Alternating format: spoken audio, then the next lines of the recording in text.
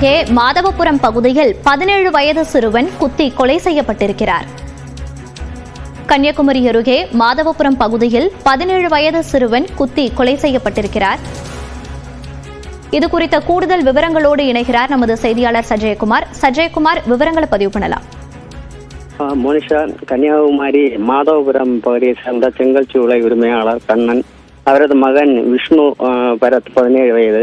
கன்னியாகுமரி அருகே உள்ள ஒரு தனியார் பள்ளியில் 12ஆம் வகுப்பு தேர்வு எழுதியுள்ள விஷ்ணு பரத் நேற்று இரவு மாதவபுரம் செய்மன் நாராயணசாமி கோயில் திருவிழாவுக்கு சென்றுள்ளார். அப்போது அங்கு வந்த சாமிநாதபுரம் பகுதியை சேர்ந்த ஆட்டோ டிரைவர் சத்ரு 21 வயதான இவர் என்பவர் கஞ்சா போதையில் இந்த மாணவரிடம் வாக்குவாதத்திலும் தகராறிலும் ஈடுபட்டுள்ளார். தொடர்ந்து இந்த மாணவனை அந்த கஞ்சா போதையில் சந்துரு அந்த ஆட்டோ ஓட்டுநர் தாக்கியுள்ளார்.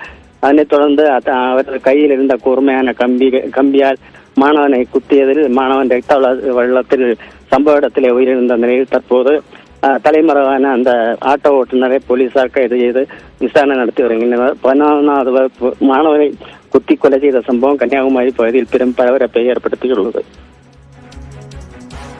விவரங்களை பதிவு செய்தமைக்கு நன்றி சஜயகுமார்.